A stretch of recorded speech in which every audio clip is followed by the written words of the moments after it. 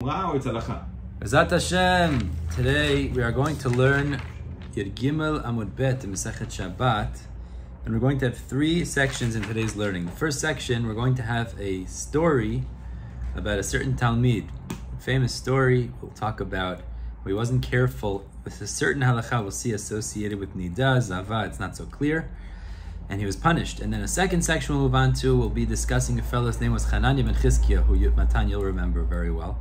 We'll discuss the good deeds of his life.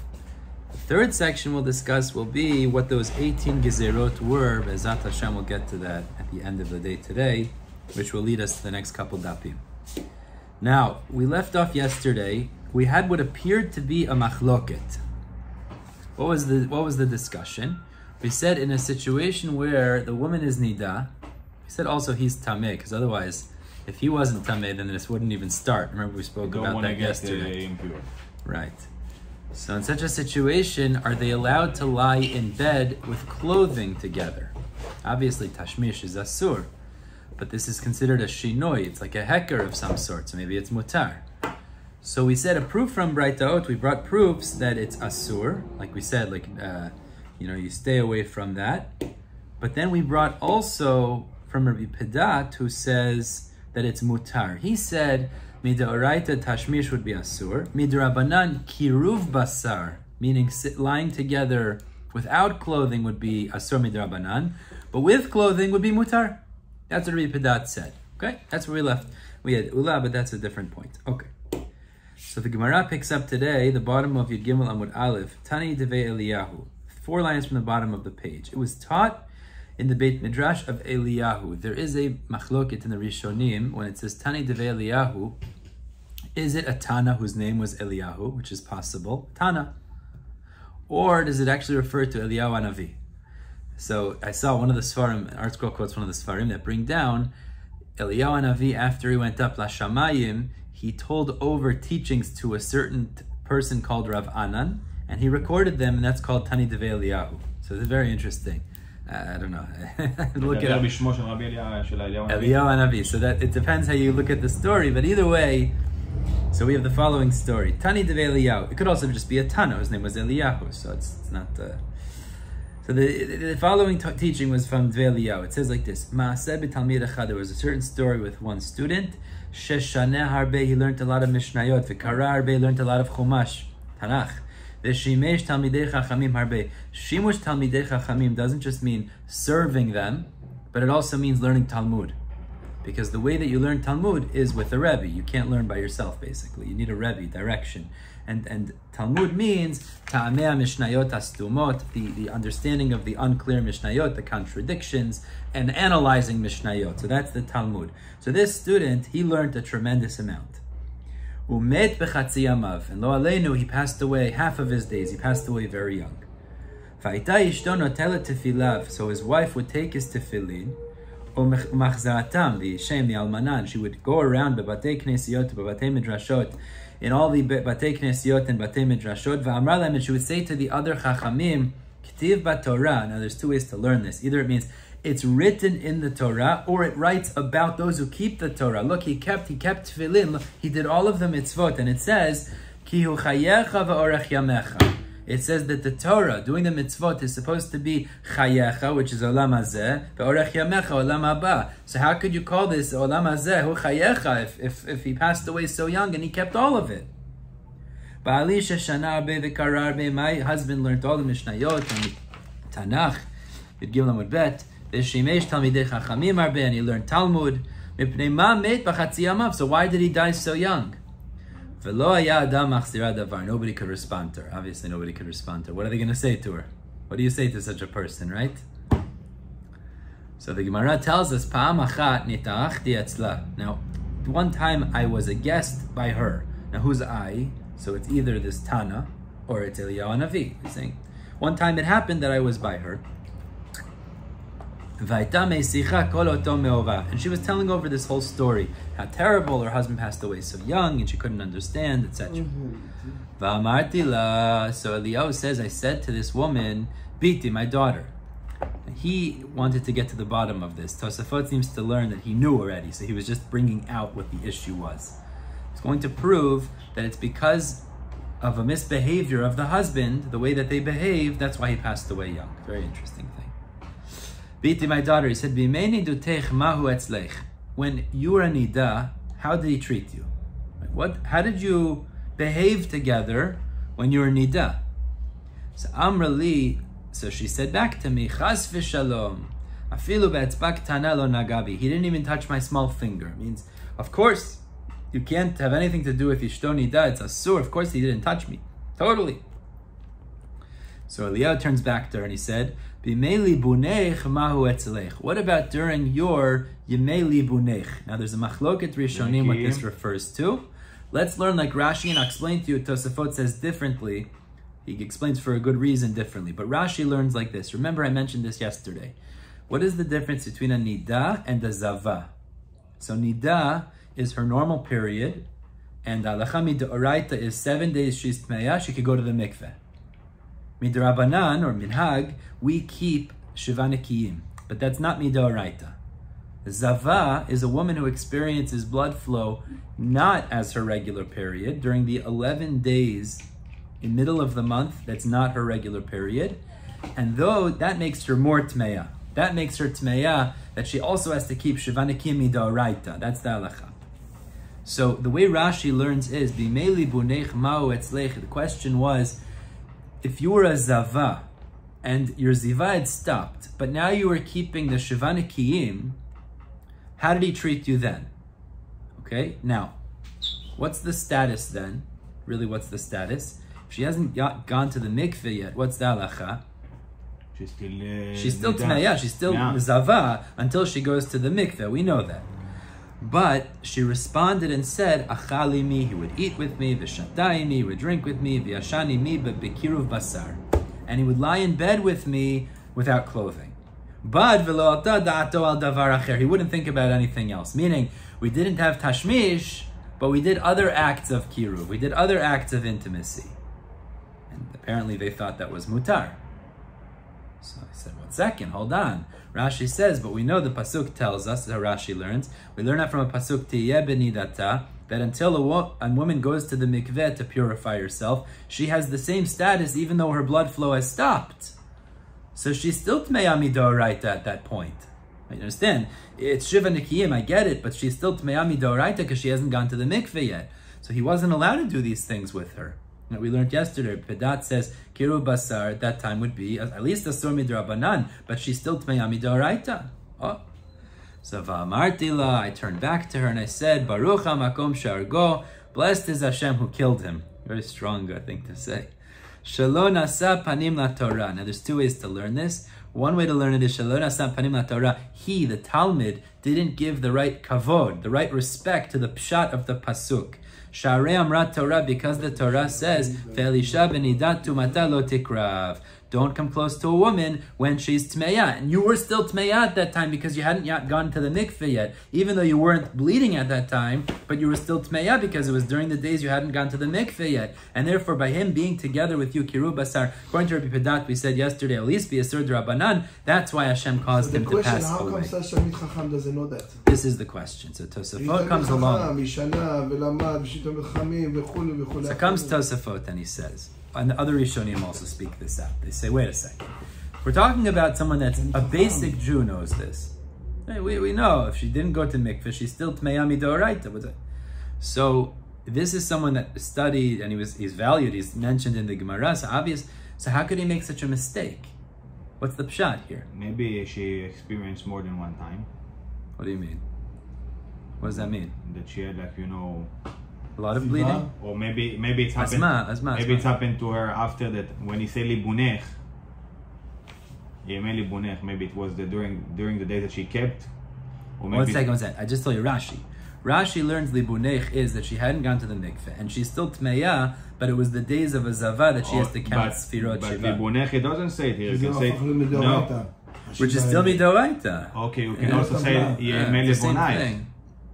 You can also say yimey libunech. Yeah, but what does that mean? During the day she was white and clean. Maybe she was pure.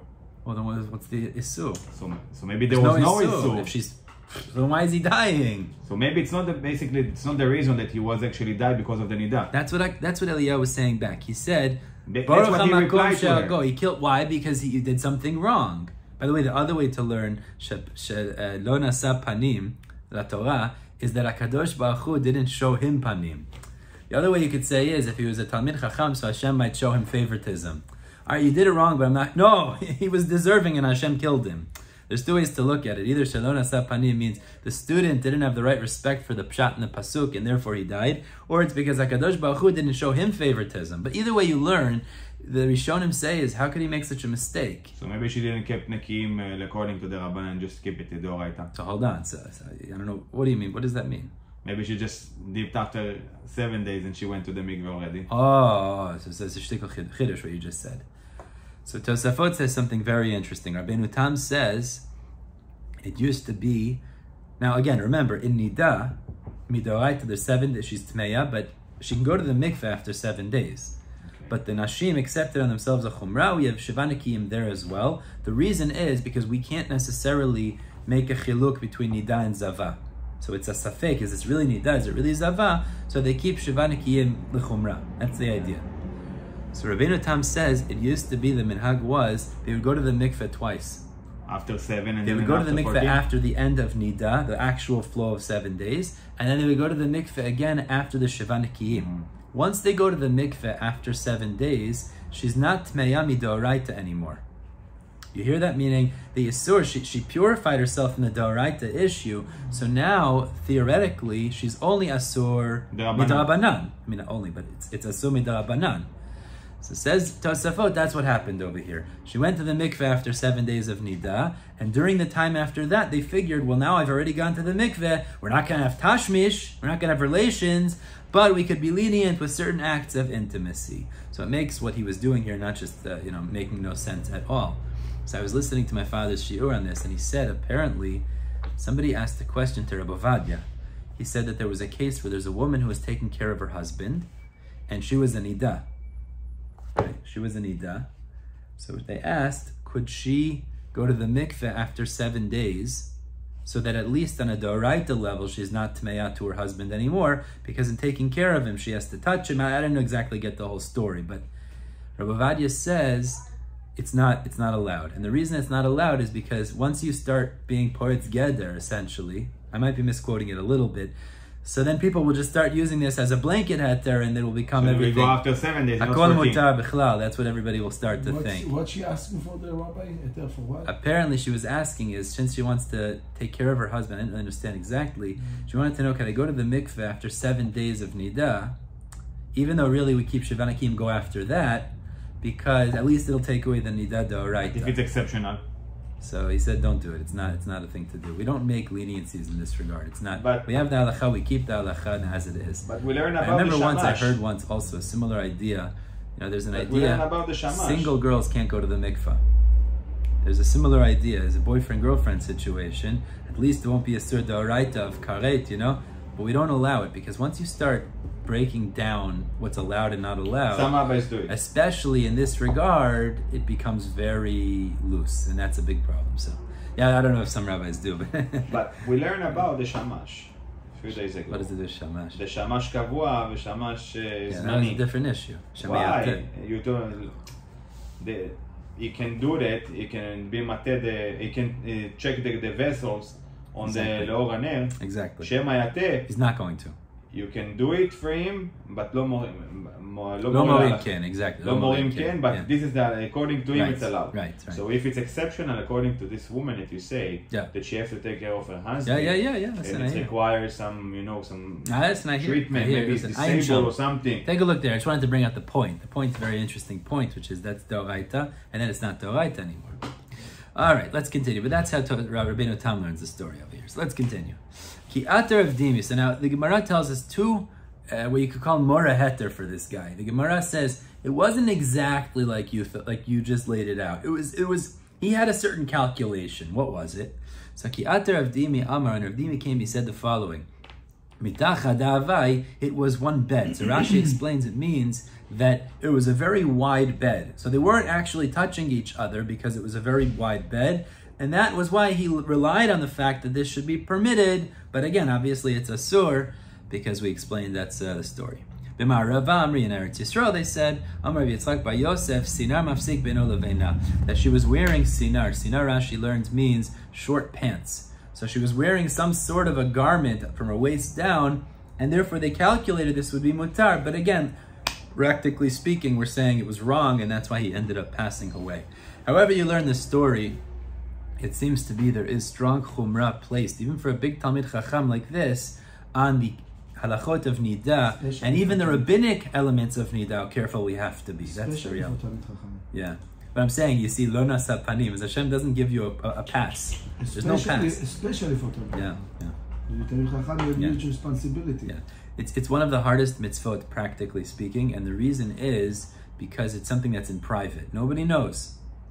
So it's something that's easy to be perhaps lenient. All right, I don't keep all the hachakot as I'm supposed to. I don't be so frum. No, but if that's the halacha, that's the halacha. That's what we have to do. Huge influence on the kids. Yeah. Huge influence on the kids. Yeah. Everything that a couple mekel, huge influence on the kids. Huge. Right.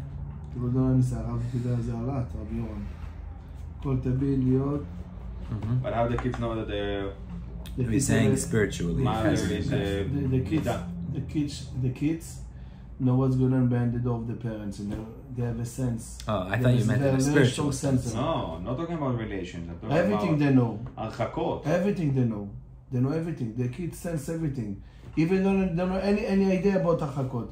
But when the couple in the house doesn't keep this Archakot, the child realizes it, and its effect is everything. The child realizes everything. They have Hashem give them a sense to the kids, special sense. They know what's going on, everything between the couple. That's very makpid. You see the child look different. It's something you enter Kedusha in the kids. Not passing anything, no sitting, no... A lot of things, it's not joke. Yalla, let's go. Okay, now we have a person whose name is Chananya ben Chizkiya. Does anybody know who this person is? Chananya ben Chizkiya. No, Matan, who's Chananya ben Chizkiya? We learned about him once in Rosh Hashanah, in Ta'anit. We're going to learn about him soon. Chananya ben Chizkiya lived at the end of Bayit Sheni. He wrote a famous book which was called Megillat Ta'anit. And what is this? 70 miracles. This is one of the things. Actually, he's famous in Masechet Chagigah. It also discusses another thing that he did, which we'll get to in the Gemara. He did good things for the Jewish people. Masechet Megillat Ta'anit includes 35 days, if I remember correctly, 35 days, that the Jews were persecuted. There was some sort of gezeirot against the Jewish people, and HaKadosh Baruch Hu saved us. So those days became minor Yamim Tovim, like small Yamim Tovim, not like big ones, but small ones. And you're not allowed to do hespedim on those days, eulogies. You're not allowed to do ta'aniyot on those days. That's why it's called Megillat Ta'anit. Megillat Ta'anit sounds like days you fast, but it's not days you fast. Days you're not allowed to fast. That's the point. Most of those days were not noheg today, other than Megillah, Purim, and Chanukah. Those are the 2 days we kept. Remember, we learned that in Masechet Rosh Hashanah. So Chananya ben Chizkiya compiled this book called Megillat Ta'anit. In addition, we're going to learn that he also did something else, which was a big deal, is that Sefer Yecheskel, it's written by Yecheskel Hanavi. There are certain things that Yecheskel wrote that seem to contradict the Torah. They seem to be against the Torah. And it was so chamur that the Chachamim were thinking about putting it in Genizah. They wanted to put Sefer Yecheskel in Genizah because they said, this is impossible, the way it seems to contradict the Torah. So Chananya ben Chizkiya, the same fellow, he went and he worked through all of the stirot, all of the contradictions, explained them, and he saved Sefer Yecheskel from being put into Genizah. These are 2 things that he's famous for in history. Again, at the end of Bayit Sheni. Just in terms of the first idea of Megillat Ta'anit, by the way, it does appear other people added on to it later than him, because some of these events seem to have occurred after Bayit Sheni. So some added on other holidays, but that's a different story. So let's see. It says the Mishnah. Ve'elu mina halachot she'amru ba'aliyat Chananya ben Chizkiya ben Garon. These are from the halachot that were said by Chananya ben Chizkiya in the attic, as we'll see in a minute. What happened? Sha'alu levakro, because what happened was, people came to visit him. Who was it? You're going to see the students, Beit Shammai and Beit Hillel. Nimnu, and they voted. V'rabu Beit Shammai al Beit Hillel. Usually, Beit Hillel had more students than Beit Shammai. So when they would vote on a halacha, Acharei Rabim La'atot, we follow the majority. So you follow Beit Hillel. But this day, for whatever reason, Beit Shammai had more students than Beit Hillel. V'yud chet dvarim gazru bo bayom, and there were 18 gezeirot that were made on that day that followed Beit Shammai because they were the majority. Now these 18 is going to be the end. We'll finish off today with 10 of them, but the Mishnah picks up in the beginning and says ve'elu min halachot. This is some of those halachot. So the Gemara immediately wonders and says, when you say ve'elu, we have a yesod. We learned in Parashat Mishpatim. Remember we learned in Parashat Mishpatim. Rashi says ve'elu mosif al rishonim. Elu poselat harishonim. Means the vav achibur says this connects back to something before, but if it's elu without a vav, it cuts off from what was before. Now we're gonna wonder like this: when it says ve'elu, does it mean it's going back on the previous Mishnah, Yud Aleph Amud Aleph, that the ones we mentioned before are part of those Yud Chet Takanot, Yud Chet gezeirot, which were you're not allowed to take the lice off the clothing on Shabbat, and you're not allowed to read by the fire on Shabbat. That means those would be part of the 18. Or is it going on the future Mishnah, which is on Yud Zayin Amud Bet, which says a different halacha about Diyo and Samamanim, as Samanim, we'll learn about that later. So the question is it Ve'elu in the Mishnah connecting to the previous Mishnah? That's part of the 18, the two things we learned before. Or is it the future Mishnah, because it's Elu and not Ve'elu? What's the Girsa? So the Gemara is normally Abaye Rav Yosef. Abaye says to Rav Yosef. Rav Yosef was the Rebbe of Abaye. Elu Tanan, does our Mishnah say Elu? O Ve'elu Tanan, or does it say Ve'elu? Ve'elu Tanan, if it says Ve'elu Hanida Maran, it includes the things on Yud Aleph and Amud Aleph, which is you're not allowed to take the lice off the clothing, and you're not allowed to read by the fire on Shabbat. O Elu Tanan, or perhaps the Mishnah says Elu Deba'inan L'Meimar Kaman, and then it refers to what we'll say later. Later on Yud Zayin Amud Bet, we'll have different halachot. That's part of the 18. So the Gemara says, easy, Tashma, let's look at the proof from a Braita, because the Braita says, Ein polin la'oraner, you're not allowed, we had this before, you're not allowed to take the lice, the kinim, off the clothing by the light of the fire on Shabbat, Ve'ein korin la'oraner, and you can't read by the light of the fire. Ve'elu min halachot she'amru ba'aliyat Chananya ben Chizkiya ben Garon, and these are some of the 18 that were said by Chananya ben Chizkiya ben Garon. So Shma mina ve'elu tzanan, Shma mina, clearly it's ve'elu. The previous Mishnah is included in the 18. Now, what the rest of them are, we'll discuss at the bottom of this page, and we'll discuss that for the next few pages, next few dapim, that there were 18. We'll get to what those were later. Okay. Tanu Abanan. Mi katav Megillat Ta'anit? Who wrote Megillat Ta'anit? So Amud, the Chachamim said, Chananya ben Chizkiya v'siyato. It was Chananya ben Chizkiya and his friends. Now when I say his friends, I saw the Rishonim speak out, and the Mefarshim say, others added on later. So they added on these different minor festivals because the Jews were saved from certain persecution. Shayu mechabebin et hatzarot, because they literally means they love tragedy. What do you mean they love tragedy? How do you mechabebin et hatzarot? Sounds like Purim a little bit. It's good days in Am Yisrael. Well, why are they good days? Because there was miracles that happened to Am Yisrael. Because there was some sort of a gezerah against the Jews. There was some sort of a persecution against the Jews, and Hashem saved us from that persecution. Mm-hmm. So what does it mean, mechabebin et hatzarot? Says Rashi. Hatzarot shenitzlu mehem. So says Rashi, shenigalin mehen, v'anes chaviv aleihen la'azkiro l'shfacho shel HaKadosh Baruch Hu. Meaning, they loved the fact, and they appreciated how Hashem saved them from the tzara that was supposed to happen on that day. V'kotvin yemei hanes la'asot an Yom Tov. So they wrote down these days to make them into Yom Tov. And he goes on to say, which we're actually going to learn about soon in Megillat and Mesechet Ta'anit. So that was what Chananya ben Chizkiya did. Now it's very interesting. I want to point something out here about this story about Chananya ben Chizkiya. Chananya ben Chizkiya existed at the end of Bayit Sheni. The end of Bayit Sheni, they were not writing down Torah Sheba'al Peh, excuse me. They had not yet written down Torah Sheba'al Peh. Because Torah Sheba'al Peh, we know, the oral Torah is meant to be passed orally, verbally, Rebbe to student, which means all of the Mishnayot and all of Torah Sheba'al Peh should not be written down. It's the opposite by Torah Shebechtav, by the way. Torah Shebechtav, you need to read it from the parchment. You need to read it inside. Actually, you're not meant to quote Psukim Ba'al Peh. Really, Me'ikar Din, you're supposed to quote Psukim from reading it. Actually, so there's heterim for Psukim that are very fluent in people's mouths. Shkurot befiv. But either way, the point is, they hadn't yet written down Torah Sheba'al Peh. So he did something which was a chidush. Because Rabbi Yehuda Nasi was only later, it was later, at the end of Bayit Sheni, very end, and after the destruction of Bayit Sheni, when he wrote down the Mishnayot, because he said, Hefero Toratecha, I have to write down, people are going to forget it.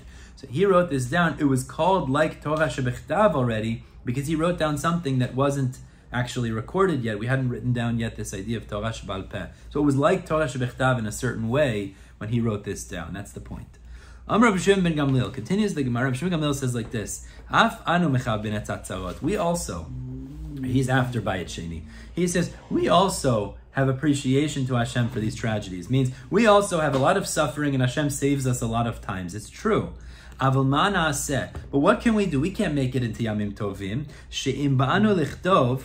Because if we would write them down as Yamim Tovim, ein anu maspikin.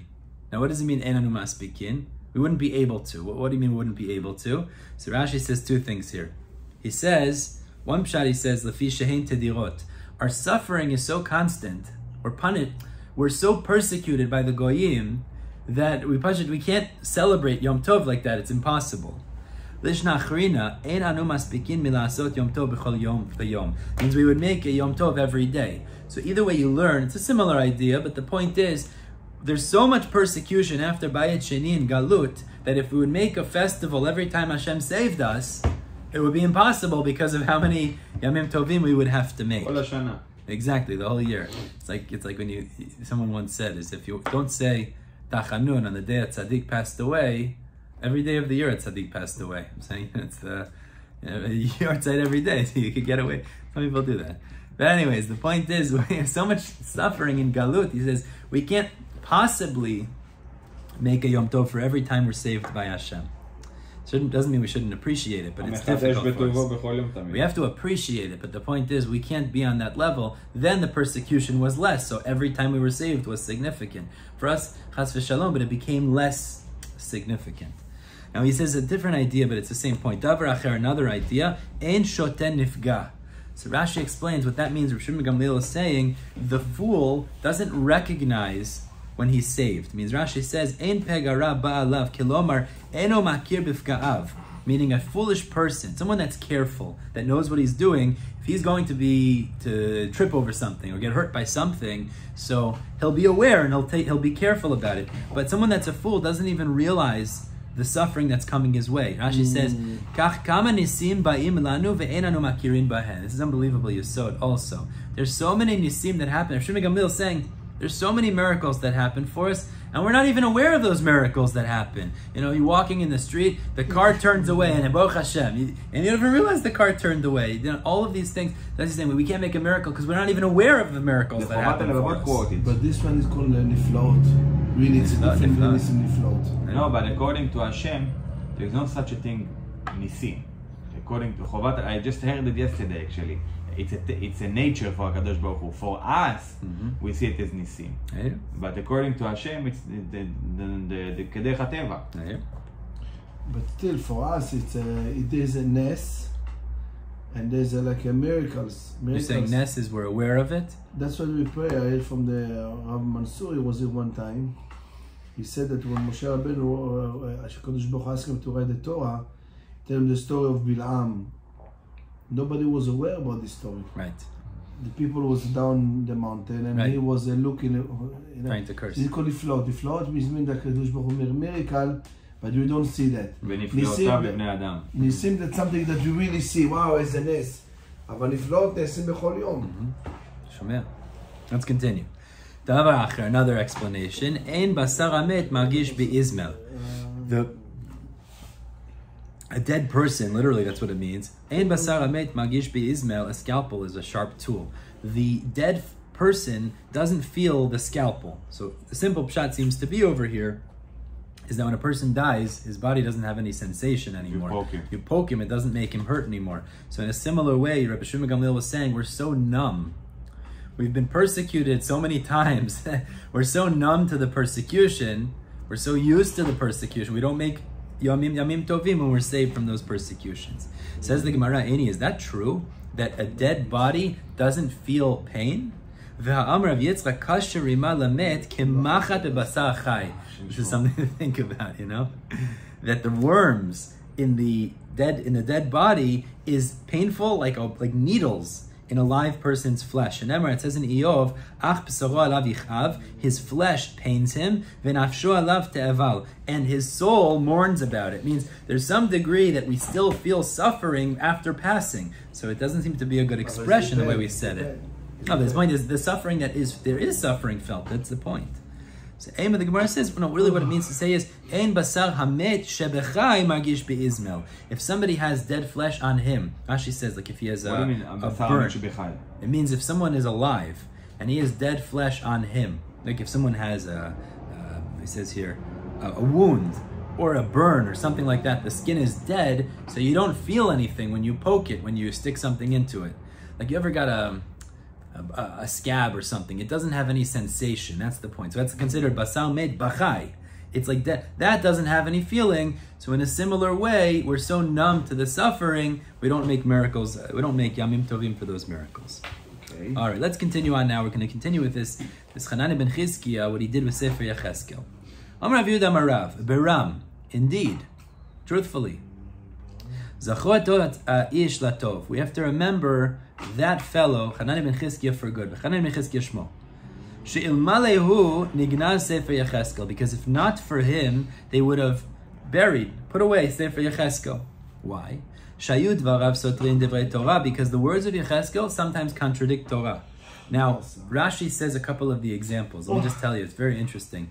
One of the examples is in Yecheskel it says, Nevela v'treifa lo yachlu ha'kohanim. Kohanim cannot eat nevela and treifa. So what does that sound like? Obviously, Am Yisrael can't eat nevela and treifa. So it sounds like from Yecheskel they could. So this is one of the examples. He goes through a few examples. So Ma'asa, what did Chananya ben Chizkiya do?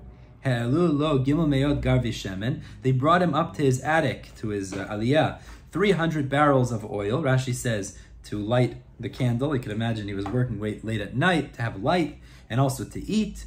And he sat in the aliyah and he expounded and explained them. So just in terms of that example, I saw Rashi doesn't quote it here, but it's explained else in the Sechet Chagigah. I believe this is discussed also.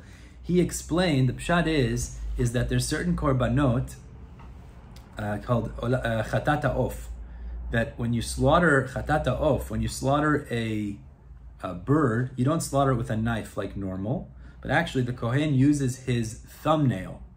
It's called milika. Very interesting. Okay. They don't slaughter with a knife. A large animal, beima, they slaughter with a knife. But chatata of, they slaughter with thumbnail. They have a long thumbnail, they grow it out. I had a friend who was a kohen, he used to grow out his thumbnail.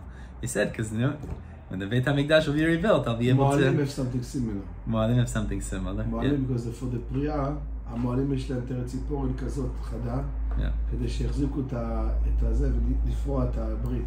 Yeah. Now really, that's the way they slaughter the bird. Really, to slaughter in any other situation with the thumbnail would make it into treifa. Yeah. That's it. So the chidush of the pasuk in Yecheskel is to say that's an exception. They do the shchita in this non-ordinary way, like milika with a thumbnail, because it's a special acha b'chatata of, about a bird offering.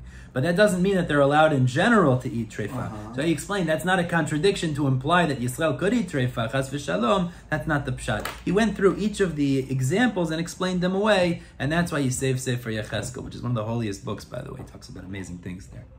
Okay. That's the end of that. Let's move on to the final section over here.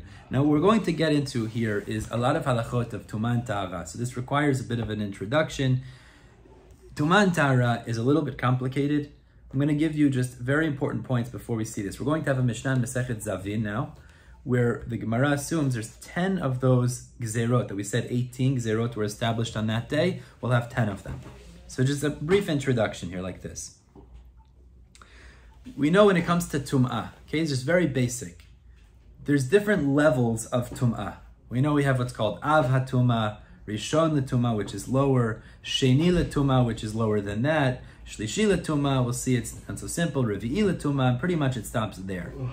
Now, usually tumah is descending, it goes down. So what does that mean? It means if something bumps into something that, or touches something, let's just say that's tameh, usually the thing that touched goes down a level in tum'ah. So just to illustrate, what does that mean? A zav is an av hatum'ah. Right. Or nida. Or nida is an av hatum'ah, okay? The highest level is avi avot, which is a dead body, by the way. But a zav is an av hatum'ah. If a zav comes in contact with something, he could make it not into an av hatum'ah, but he makes it a rishon hatum'ah. Okay, clear? Everything goes down usually. That's the way it works in the general rule. So if it's a fourth party, What do you mean fourth party? Zav touch the person that touched the Zav is Rishon HaTumah. The person that touched the Zav touch another person is Rishon HaTumah. Theoretically, yes. Let's just keep it at that. Theoretically, yes. It goes down. Everything goes down levels. Contact, go down a level. The thing that touched goes down a level.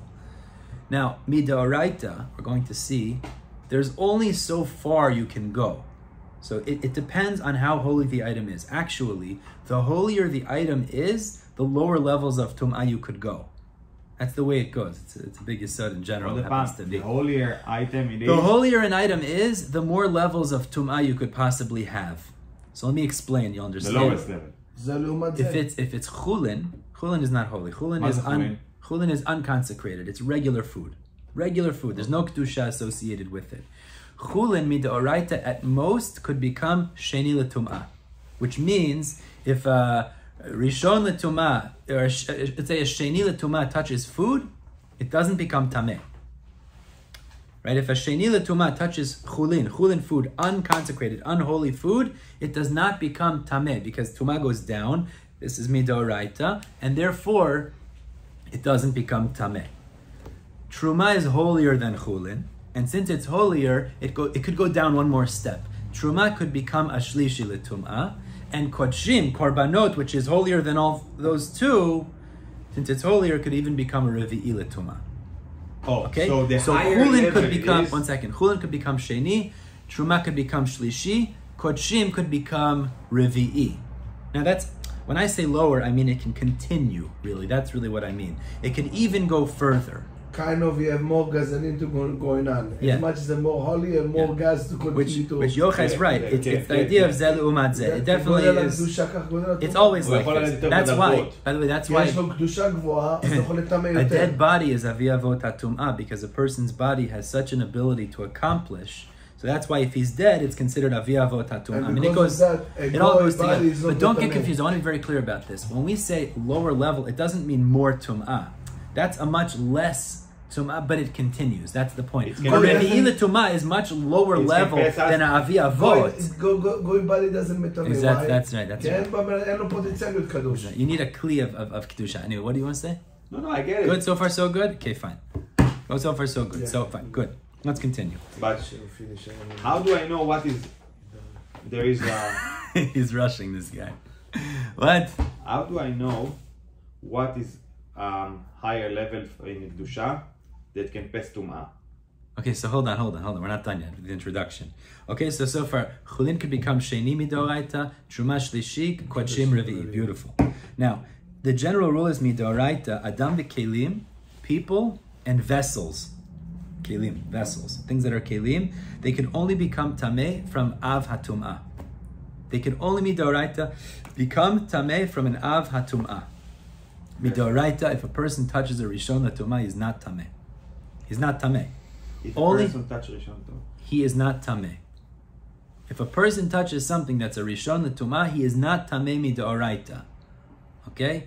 Midoraita, a person can only become tameh from an av hatum'ah. But what do I pay the tum'ah? One second. Kelim can only become tameh from av hatum'ah. That's by adam the kelim. Now by ochlinu mashkin, food and drink, so they could even become tameh from a rishon l'tum'ah.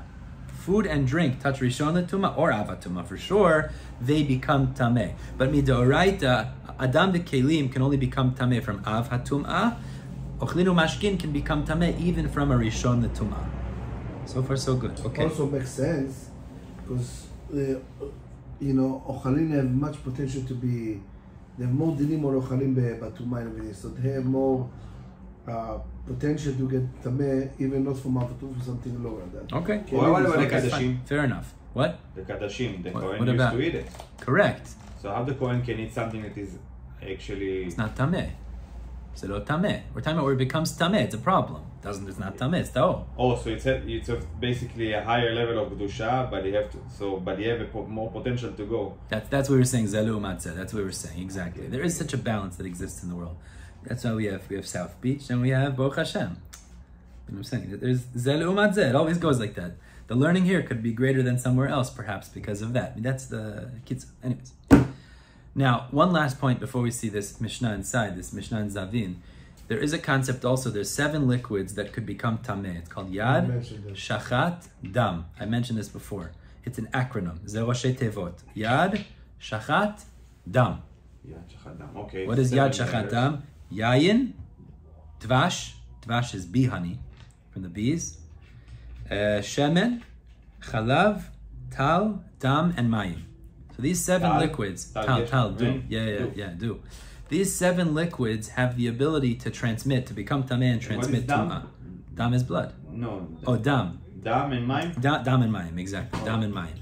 These 7 liquids could become tameh. Right. Okay, this is all on the Torah level. Now, the reason I'm telling you all of this is because what we're about to see is a Mishnah Masechet Zavin that shows us 10 of these gezeirot, of these 18 that Chananya ben Chizkiya established, according to Beit Shammai, were relating to this idea that the rabbis were machmir. You listen to this. They said that even though these items should not be allowed to make something tameh, it could still make something tameh. Okay? That's what we're about to show, is that midoraita, something should not be considered tameh. The rabbis came along and said 10 things that could still convey tum'ah. Now, one last point before we see this inside. If we say something is mitameh, it becomes tameh. So what it means is, let's say, this is mitameh that. If we say the word mitameh, usually what it means is it becomes tameh and it could still make something else tameh. But if we say it's posel, it stops here. It receives tumah, but it cannot pass tumah. Posel means it stops here. Okay. So this becomes tameh, but it doesn't pass it on. Now, legabe truma, let's just speak this out for a second. If you get to the last level, oh, beautiful. The 4th one. Excellent. How you call it, pasul or tameh? So that's right. The last level will be posel. For example, so every time last station called posel. Exactly. Let's illustrate this for a second. A person, let's say, chulin can only become sheni. So if something touches chulin, you could say it is posel chulin as a sheni. It can't be anything more than that. So that's what's going to happen. Now what we're going to say is there are 10 items that if they touch truma, they could be posel truma. What it would mean? 10 items, 10 things that if they touch truma, it is posel the truma. Now what does it mean it's posel the truma? It means it makes the truma into a tameh. But what level? What level is that? What level is the by truma? Last level. Which is?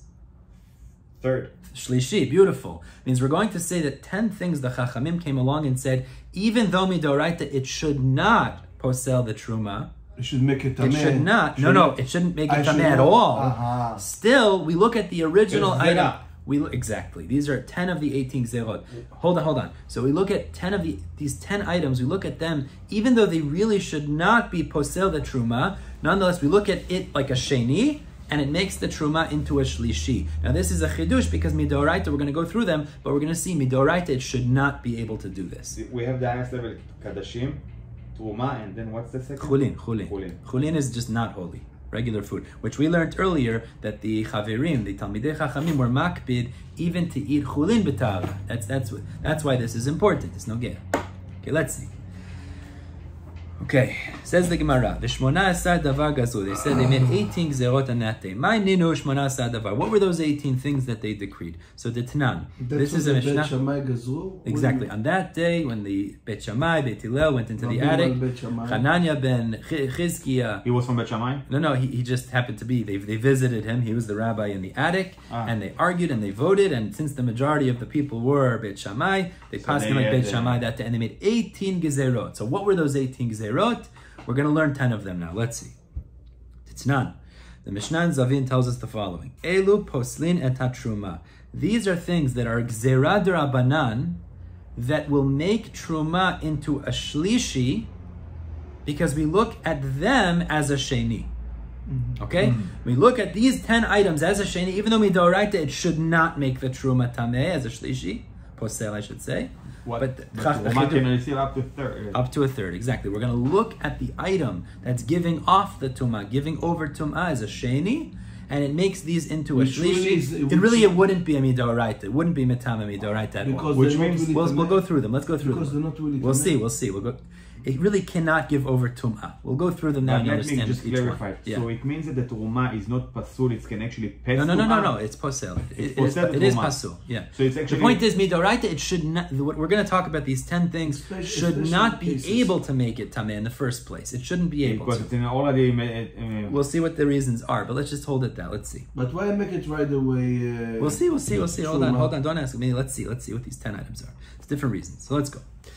Number 1, ha'ochel ochel rishon, if he eats food that is on the level of a rishon. A person who eats food on a level of rishon. Now listen to this.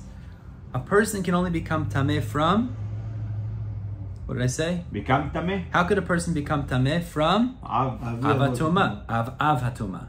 Only from avatumah. So there's 2 issues with this midoraita. When somebody touch dead body, he become the. He can only become. Adam v'kelim can only become tameh from av hatum'ah. So if a person eats food that is tameh on the level of rishon, really there's two issues why he's not tameh. He's not really tameh midoraita. Number 1, Rashi says it's a drasha. He does not become tameh from eating something. And number 2, also it's a rishon midoraita. It cannot make a person tameh. 2 reasons. Let's continue. Only avatumah can make a person kill. Only av, exactly, midoraita. And number 2, ve'ochel ochel sheni. Even if he eats food that's only tameh on the level of sheni.